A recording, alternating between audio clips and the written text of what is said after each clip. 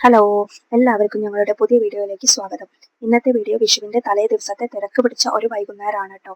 എല്ലാവർക്കും അങ്ങനെ തന്നെ ആയിരിക്കുമല്ലോ, പ്രത്യേകിച്ച് അമ്മമാരായ സ്ത്രീകൾക്ക് അല്ലെ. ഒരു 4 മണിക്ക് തൊട്ട് തുടങ്ങിയതാണ് കേട്ടോ. റെസ്റ്റ് ഇല്ലാതെ ചെയ്തിരുന്നു, എന്നാലേ കഴിയുണ്ടായിരുന്നുള്ളൂ.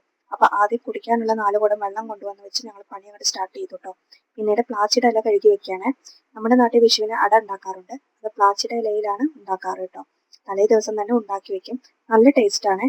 നമ്മൾ കണി വെക്കുമ്പോൾ ഭഗവാന് 2 അടയും വെച്ച് നേദിക്കാറുണ്ട്. പിന്നെ ഉച്ചയ്ക്ക് സദ്യയാണ് ഉണ്ടാക്കാറ് കേട്ടോ.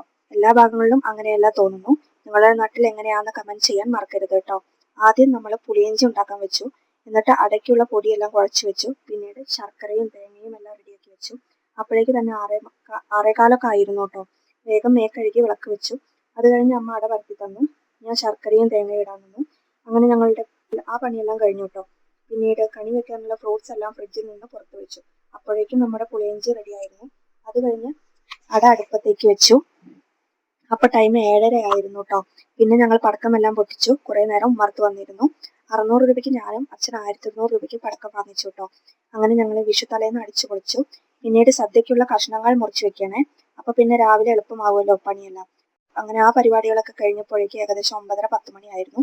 പിന്നെ വേഗം വിളക്കെല്ലാം കഴുകി വെച്ച് ദൈവങ്ങളുടെ ഫോട്ടോസും കൃഷ്ണവിഗ്രഹം എല്ലാം വൃത്തിയാക്കി വെച്ചു. എന്നിട്ട് കണിക്കുള്ളതെല്ലാം റെഡിയാക്കി കേട്ടോ. ഞാൻ കണി വെച്ചത് മുന്നത്തെ വീഡിയോയിൽ ഇട്ടിട്ടുണ്ട്, കാണാത്തവർ കണ്ട് സപ്പോർട്ട് ചെയ്യണം.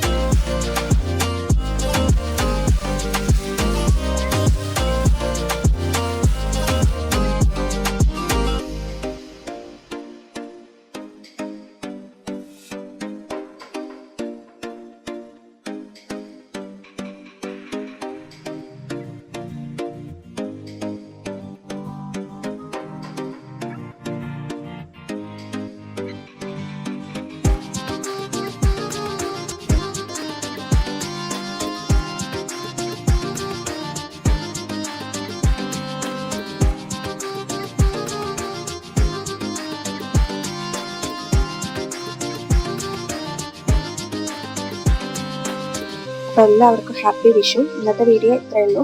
വീഡിയോ ഇഷ്ടപ്പെട്ടാൽ ലൈക്ക് ചെയ്യുക, ഷെയർ ചെയ്യുക, സബ്സ്ക്രൈബ് ചെയ്യുക. അടുത്ത വീഡിയോ വരുന്നതായിരിക്കും. Tata bye bye, see U.